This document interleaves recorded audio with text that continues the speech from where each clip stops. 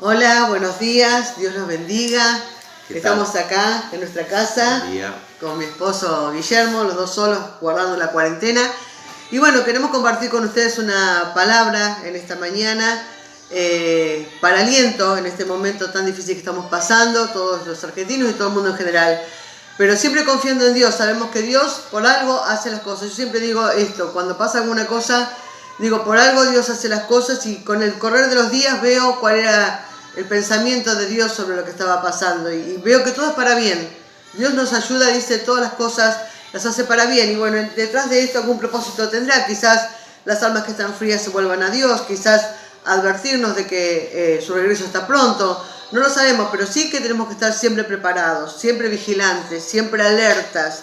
Dice la Biblia que el diablo anda como un león rugiente buscando a quien devorar. Y nosotros tenemos que estar alertas de que el diablo no nos atrape, que el enemigo no nos tome, que nuestra alma, nuestro cuerpo, nuestro espíritu estén impecables para Dios. Mantener una vida cristiana aún en estos tiempos difíciles, mantenernos en la fe, mantenernos en la esperanza, mantenernos en el conocimiento de Dios. Yo quiero compartir con ustedes un texto muy brevemente que está en Salmo 139, a partir del versículo 7. Dice: ¿a dónde me iré de tu espíritu? ¿Y a dónde huiré de tu presencia? Si subiré a los cielos, allí estás tú. Y si en el Seol hiciere mi estrado de aquí, allí tú estás. Si tomara las alas del alba y habitara en el extremo del mar, aún allí me guiará tu mano y me asirá tu diestra. Si dijere: ciertamente las tinieblas me encubrirán, aún la noche resplandecerá alrededor de mí. Qué maravilla saber que donde estemos siempre Dios va a estar con nosotros. Por más que nos queramos esconder en el centro de la tierra o en la estratosfera, Dios va a estar ahí para alcanzarnos. Dios va a estar ahí con su misericordia, Dios va a estar ahí con su bondad. Nosotros tenemos que entregar nuestra vida plena a Dios. Es tiempo de entregarnos a Dios, es tiempo de no bajar los brazos, es tiempo de mantenernos firmes en la fe, es tiempo de buscar a Dios en todo momento. Amén, amén, así es. Y bueno, es muy bueno esto, y bueno, compartiendo acá la palabra de Dios y sobre este salmo.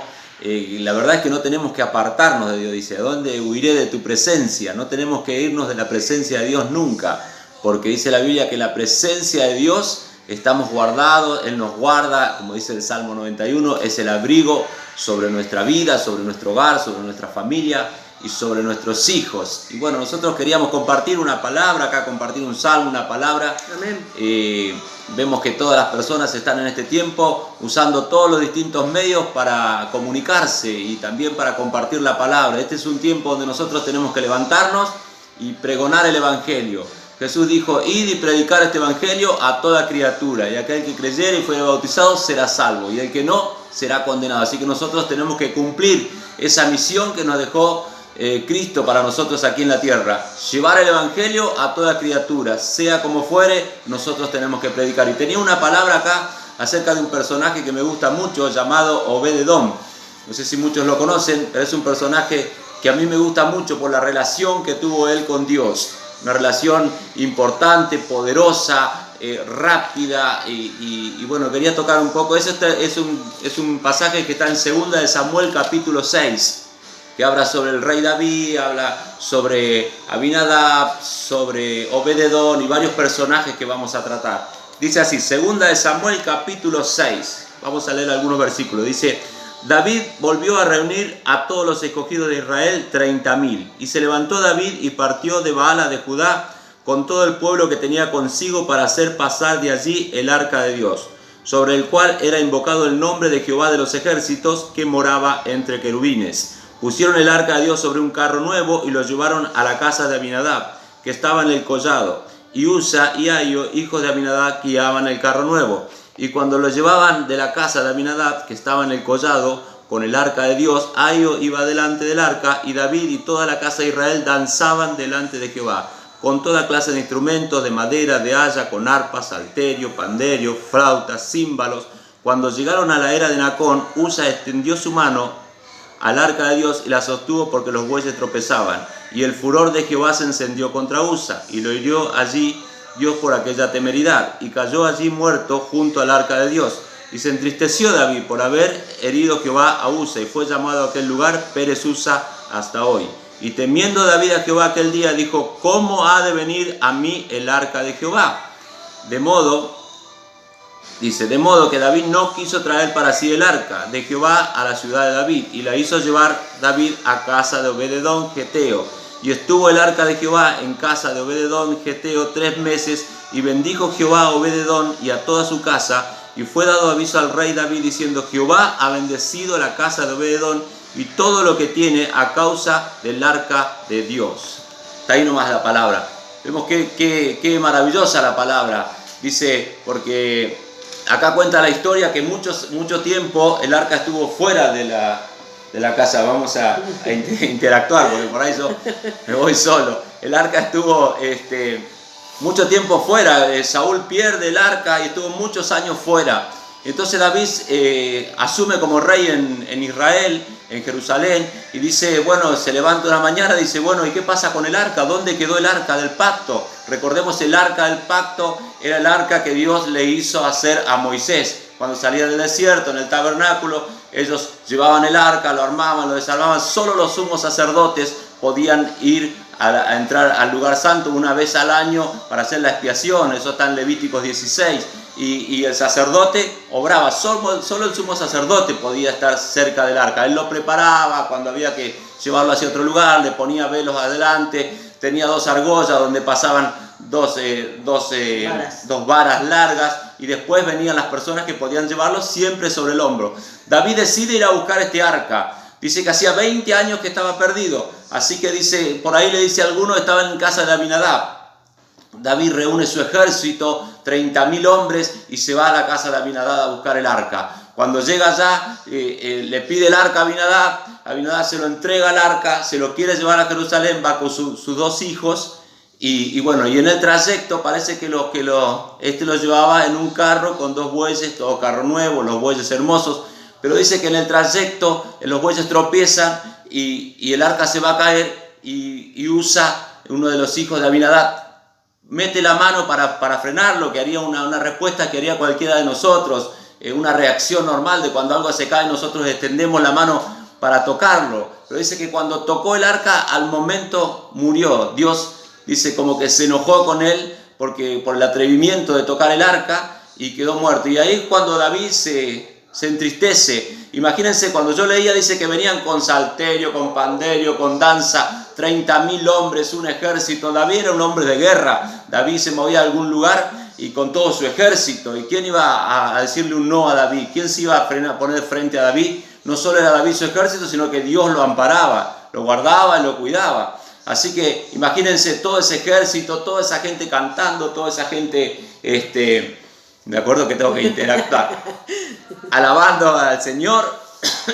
y se va a caer, y muere este personaje. Todo se convirtió en una tristeza, en una angustia, en un dolor. Iban con tanta fiesta y de repente alguien muere, alguien que muere, no sé si... Claro, lo que pasa es que hay que tener en cuenta que cuando Dios da una orden, una directiva, Dios había dado directivas que nadie podía tocar el arca, solamente las personas que estaban autorizadas para llevarlo. Y a veces sí, es como dice Guille, la reacción lógica es tocarla, agarrarla, porque veía que se caía y el arca simbolizaba la presencia de Dios en el pueblo de Israel. Entonces es lógico, pero también cuando Dios te da una directiva, cuando Dios te dice no hagas esto, no hay que hacerlo, y es por algo. A Usa le costó la vida la desobediencia, el impulso, el no haber respetado la autoridad, porque tenemos que ubicarnos también. Él no estaba autorizado para tocar el arca. Cuando nosotros no estamos autorizados para hacer una cosa, ¿cuándo no estamos autorizados? Cuando no, quizás las autoridades de la iglesia no nos han dado una facultad, o cuando quizás nuestra vida espiritual no amerita tener un lugar para servir a Dios, porque tenemos que primero purificar nuestro corazón, nuestra vida, nuestra alma, para presentarnos. Dice, ¿quién subirá al monte santo? ¿Quién vendrá a mi presencia? El limpio de manos y un corazón puro, dice el salmista. A Dios no lo podemos engañar. Usa hizo un arrebato, es cierto, pero no era ignorante de que no lo podía hacer. Por algo le costó la vida, ¿no es cierto? La vida, claro, se le terminó por la desobediencia también. Así es, así es. Y qué importancia esto, ¿no? Porque David sale a buscar el arca sin tomar el consejo de los sacerdotes. Si bien leemos en Primera de Crónicas 13, también dice que, ahí cuenta que David dice, llamó a los jefes del ejército, a los generales de todo su ejército, todos esos personajes que no sabían nada del arca, no sabían nada de los santos, de la santidad de Dios, de cómo debía tratarse este mueble que era de 1 metro por 60 por 60 y que contenía dentro la vara de Aarón, el maná y las tablas de la ley, los 10 mandamientos. Entonces era muy importante. Entonces él sale sin consultar, como decía mi esposa, pasando por arriba de las autoridades, que Dios había establecido ya cómo debía transportarse este arca de la alianza o del pacto, como lo quieran llamar. Que el sumo sacerdote era el único encargado de entrar a tocar, no podía ni tocarlo encima, solo mirarlo, solo hacer la expiación, solo entrar, después cubrirlo y prepararlo para que los demás lo pudieran llevar. Y yo pensaba, estos hombres llegaron a la casa, al lugar, se muere Usa y deciden llevarla a la casa de Obed-edom. Se dice que Obed-edom era geteo, que era de un levita de Gat Rimon y que estaba por ahí cerca. Entonces me imagino, este hombre sería como un día más, yo lo pienso, la historia no lo dice, estaría en su casa haciendo sus cosas y de repente ve llegar semejante ejército, 30.000 hombres, más los músicos, David y todo su cortejo. Imagínense la sorpresa que se habrá llevado este hombre Obed-edom al ver semejante, habrá dicho, ¿qué pasó? David viene para matarme, algo habrá sucedido con el rey para que venga a mi casa. Imagínense, yo imagino que él salió y se postró en el piso cuando lo vio al rey con sus generales, con su ejército, con su armadura, temiendo por la vida de él. Claro. Y qué importante, porque David dice que se fue triste, dejó el arca en la casa de Obed-edom y se fue triste sin cometer lo que había hecho, sin poder realizar lo que había hecho. Si bien él tenía buenas intenciones, claro. Las intenciones de recuperarlo eran buenas, pero lo hizo por el camino que Dios no le agradaba. Muchas veces nosotros queremos hacer cosas para Dios, si viene en la casa de Dios, o cuando estamos ministrando, o cuando estamos predicando, o cuando estamos en la alabanza, o cuando estamos en el portero, o cuando estamos haciendo como obreros, como ministros, como pastores, como siervos, como ancianos, haciendo algo para Dios, y lo queremos hacer como a nosotros nos parece, o como a nosotros nos gustaría, y no es la voluntad de Dios. Dios dejó estipulado en la Escritura cómo se debe hacer cada cosa en su casa, porque es la casa de Dios y cada uno de nosotros somos ministros de Dios. Por eso debemos ministrar como Dios quiere que lo hagamos, ¿no? Así es, y lo importante es que tener el arca de Dios, porque para ellos el arca de Dios obviamente simbolizaba la presencia de Dios. Primitivamente el arca de Dios estaba en el lugar santísimo, y fijémonos el celo que Dios tenía sobre todos sus elementos, que cuando el sumo sacerdote entraba una sola vez al año, no sin sangre, al lugar santísimo, sus vestimentas tenían unas campanitas para identificar los que estaban afuera, que Dios había aceptado la ofrenda, que Dios había aceptado al sumo sacerdote y que no había muerto. Mientras las campanitas sonaban, el sacerdote vivía, pero el sacerdote tenía una cuerda atada a su cuerpo, cuestión de que si algo hacía mal dentro del lugar santísimo, caía muerto inmediatamente, y con esas cuerdas lo sacaban afuera porque no se podía entrar. O sea, el pueblo no ignoraba cuáles eran las directivas de Dios. Nosotros sabemos ahora qué es lo que está bien, qué es lo que está mal, cómo debemos vivir, cómo no debemos vivir. Y para nosotros el arca de Dios en este tiempo es la presencia de Dios en nuestro hogar, es la presencia de Dios en nuestra iglesia, es la presencia de Dios en nuestro trabajo, es la presencia de Dios en nuestra vida, en nuestra familia. Yo la otra vez leía el arca de Dios, ¿dónde está? El arca de Dios, dice el apóstol Juan, en la isla de Patmos, cuando estaba exiliado escribiendo el Apocalipsis, la revelación de Dios sobre él, dice que vio el cielo abierto y vio el arca del pacto en el cielo de Dios. Para nosotros hoy tenemos un arca, que es la presencia de Dios, lo que tenemos que guardar como un tesoro, como una perla de gran precio, como lo más hermoso que Dios nos ha dado, pero siempre con el temor reverente. Así es, y cuando hablamos de la presencia de Dios, justo yo le quería poner un título: ¿cómo estás tratando la presencia de Dios? ¿O qué lugar le das a la presencia de Dios? ¿O qué lugar toma Dios en tu vida en este tiempo, que tenemos un tiempo difícil, donde estamos todos en nuestra casa, en nuestro hogar? Bueno, este hombre estaba en su casa, Obed-edom, estaba allí. David le deja el arca, y se lo habrá dejado, yo no sé cómo serían las casas, si tenía un galpón, si tenía un lugar para dejarlo, cómo lo habrán bajado. Imagino que David no le habrá dicho que habría muerto Pérez Usa, porque si no este hombre se hubiera rehusado a que dejaran a alguien el arca en su casa porque iba a morir toda su familia. Imagínense si David no quiso tocarlo más porque tenían miedo de morir él y todos los que estaban con él. Se fue con temor porque sabía que Dios se había enojado con él, se había enojado con su pueblo. Entonces dejan el arca y yo me imaginaba, porque esto no lo encontré en ningún lado, ni la historia, nada. Digo, Obed-edom lo puso en un lugar, en el lugar allá donde el mejor lugar de la casa lo habrá puesto para él. Habrá limpiado, habrá adornado, habrá puesto cortinas, habrá aseado el lugar, le habrá puesto incienso para que tuviera buen aroma. Y me imagino a la tarde preparándose con su esposa, con sus hijos, porque tenía varios hijos. Y dice que yo me imagino, porque esto no lo dice la Biblia, que a la tarde él comenzó, se preparó todo, preparó el arca, preparó el lugar y fueron y se arrodillaron allí y comenzaron a cantar una alabanza, comenzaron a hacer sonar sus instrumentos musicales, orarían, predicarían una palabra, hablarían de Dios, pero yo me imaginaba la diferencia porque dice que a los 3 meses el pueblo comenzó a ver que algo había transformado la casa de Obed-edom.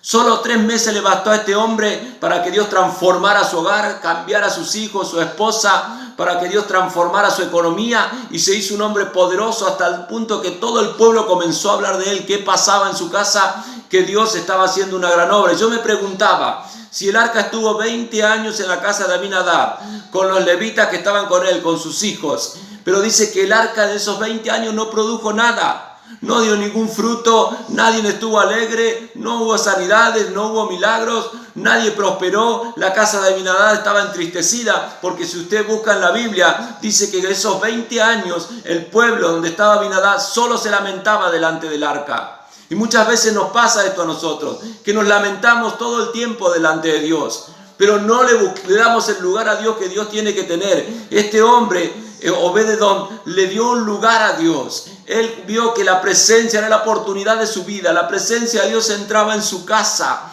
La presencia de Dios, la gloria de Dios estaba allí con él y él no desaprovechó esa oportunidad. Tal vez este sea el tiempo en que debas aprovechar la oportunidad que Dios te está dando en este tiempo. Tal vez esto no sea un juicio de Dios, no sea ninguna señal, sino que sea que Dios nos está preparando para su arrebatamiento que va a venir. Dios está preparando y quiere que la gloria de Dios entre en tu casa en este día y que le prepares un cuarto, un lugar especial donde vayas, te arrodilles, donde clames con tu familia, con tus hijos, con tu casa. Porque hay mucho más de Obed-edom. Este hombre hizo en 3 meses lo que el otro en 20 años no lo pudo hacer. El arca no produjo nada en la casa de Abinadab, pero en la casa de Obed-edom dice que todo daba fruto allí. Amén. Esa es la importancia de tener la presencia de Dios. A veces nos dicen, pero a ustedes les va todo bien, a ustedes nunca les sale nada mal.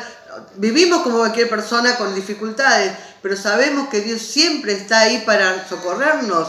La Biblia nos dice, pedid y se os dará, buscad y hallaréis, a todo el que pida recibe y el que busca halla y al que llama se le abre. Pero ¿a quién le pedimos? ¿A quién llamamos? ¿A quién socorremos? Al Señor. Buscamos a Dios en nuestra dificultad, en nuestro dolor, en nuestra enfermedad, en nuestro problema, buscamos a Dios. Es como yo le decía a Guillermo, ayer hablábamos y le decía, hoy es tiempo de un poco de reinventarse, porque veía a los comerciantes, por ejemplo, hay algunos rubros que no pueden abrir y se han reinventado, han puesto comercio, han cambiado el rubro, buscan cómo seguir. Lo mismo tenemos que hacer nosotros en nuestra vida espiritual, nosotros como cristianos, buscar, no quedarnos porque, bueno, no nos podemos congregar, no podemos ir a la iglesia, no podemos hacer esto. No nos quedemos con eso. Tenemos un compromiso con Dios, no con los pastores, no con los hermanos. Primeramente es con Dios. Amamos a nuestros pastores, amamos a nuestros hermanos, anhelamos verlos, anhelamos abrazarlos, pero nuestro compromiso primordial es con Dios, mantener nuestra vida espiritual. El otro día escuchaba acerca de un hombre llamado Cándido López. Este hombre existió en el siglo XIX, era un hombre que era pintor y él pintaba retratos en aquel entonces. Fijémonos lo importante que serían las pinturas de retratos, porque en el año 1850 no existía la fotografía, no existía la filmación, no existía todos estos medios tecnológicos que tenemos. Y podemos recordar que en muchas casas en la antigüedad era importante tener retratos de los dueños de casa pintados, colgados en un gran póster en la pared. Entonces la función de él como pintor era muy importante y pintaba obras extraordinarias, pero en aquel entonces, fijémonos que en el año 1800 hubieron muchas guerras, fue la Revolución de Mayo, fue la Independencia, estábamos en continuamente guerras por recuperar territorios. Hubo una guerra con el Paraguay y Cándido López se alistó para ir al ejército y se fue a guerrear a Paraguay. Pero ¿qué le pasa? Guerreando en Paraguay, una granada le explota en su mano y pierde su mano hábil, la mano con la que pintaba, con la que dibujaba, con la que hacía sus obras, la pierde. Grande fue su angustia, grande fue su dolor físico y emocional por haber perdido su herramienta de trabajo. Vuelve a la Argentina, porque era un pintor argentino, vuelve a la Argentina en un estado de angustia, en un estado de depresión, en un estado de soledad, de miseria, porque ya no podía pintar. Y le envía una carta en aquel entonces a Bartolomé Mitre, le dice, mire, por favor, deme un subsidio, yo soy un veterano de guerra, yo combatí en la guerra del Paraguay, ayúdeme, no me desampare. Bueno, Bartolomé Mitre le da un subsidio, pero ¿qué hace Cándido López? Esto es lo importante. ¿Qué hace él en ese periodo? Empieza a adiestrar su mano izquierda. Y empieza a tratar de pintar con su mano izquierda y hacer todo con la mano que no era hábil para él. Es como si yo me piden que escriba con la mano izquierda, no puedo escribir porque no es mi mano hábil. Pero él empieza a hacer todo con la mano izquierda, se esforzó, se preocupó a tal punto que Bartolomé Mitre le termina pidiendo que le pinte todas las obras de guerra, de lo que él recordaba. Todos los cuadros de guerra que había en la Casa de Gobierno habían sido pintados por Cándido López con su mano izquierda. Entonces, es tiempo de avanzar, no es tiempo de quedarse, no es tiempo de retroceder, no es tiempo de decir no puedo, no es tiempo de decir no quiero, es tiempo de decir sí y amén, es tiempo de seguir. También me acordaba, acordándome esto de Cándido López, de Beethoven. Beethoven a los 27 años comienza a tener una sordera, él advierte que algo le pasaba, pero siguió con su música. Para un músico tan importante perder su oído era algo tremendo, pero Beethoven con el correr de los años queda totalmente sordo, pero en absoluta sordera. Y estando en esa absoluta sordera, escribe las mejores sinfonías de su vida. A tal punto, cuenta la historia, que él estaba dando un concierto en un gran teatro y obviamente como director de orquesta estaba de espaldas al público. Y el público lo ovacionaba de una manera impresionante, pero él no podía escuchar. Y un músico de su banda toca el puño de su ropa y le hace dar vuelta para que vea lo que no podía escuchar. Pero Beethoven podría haber dicho, yo me quedé sordo, no escribo más música, no interpreto más, no hago más nada. Pero la música le sonaba en su cabeza. Él decía que le sonaban las notas, le sonaban los sonidos en su cabeza. Es algo tremendo y siguió avanzando. Por eso, sabemos que estamos en un momento difícil de crisis, donde hay mucha gente que no puede salir a trabajar, que no puede generar dinero para su familia. Pero hermanos, es tiempo de no bajar los brazos, es tiempo de continuar, es tiempo de seguir. Es tiempo de traer el arca de Dios a tu casa, de recuperarla. Si la perdiste, recuperala. Si la tuviste muchos años y no te dio bendición, hacela que te dé bendición. Es como tener una Biblia guardada en un cajón años y años y años. Nunca la vas a aprender. Tener la presencia de Dios y no valorarla, no cuidarla, es perderla. Hay que recuperar la gracia de Dios en nuestra vida. Es tiempo de recuperarla. Así es. Y qué bueno lo que comentaba, porque este hombre en poco tiempo hizo lo que el otro en 20 años no pudo hacer. Obed-edom hizo en 3 meses, dice, a tal punto que le fue llegado a oído a David de que este hombre le había prosperado todo el arca. No solo, yo me imagino David cuando llegó aquel mensajero a buscar al rey, corriendo, entrando, pasando todas las autoridades para llegar al rey. Cuando el rey lo recibe, dice, traigo noticias de la casa de Obed-edom. Y me imagino David, ya estaba aterrorizado, diría, bueno, murieron todos, murió Obed-edom, murió la esposa, murieron los hijos,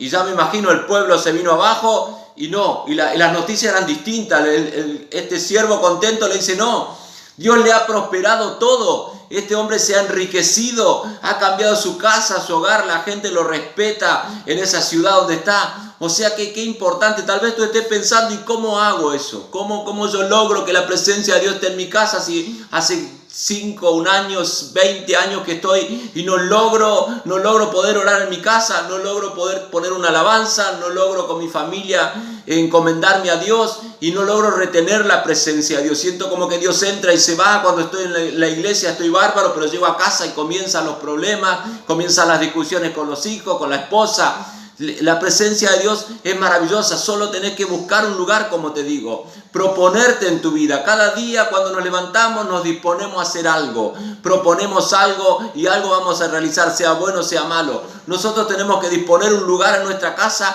y comenzar a orar. Nosotros tenemos allí en el fondo una habitación donde vamos a orar. Y yo me levanto a la madrugada, a la hora que me levante, a la tarde, a la noche, y estamos siempre de continuo orando, pero esto es por años, ya es un hábito. Es como todo, uno se acostumbra a estar en la presencia de Dios.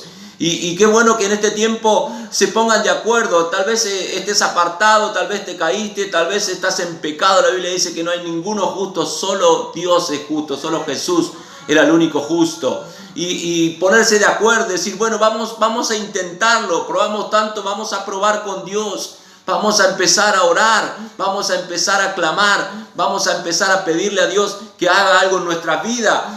Como este hombre no perdió tiempo, él no se dejó llevar por lo que había pasado con Abinadab, no se dejó llevar porque Pérez Usa había muerto, no se dejó llevar por lo que decían del arca que mataba. Él hizo correctamente lo que debía hacer. Él fue, se humilló, tuvo reverencia ante Dios, lo trató con respeto, le puso el mejor lugar. Entonces por eso yo preguntaba, ¿qué lugar le estás dando a Dios en tu vida?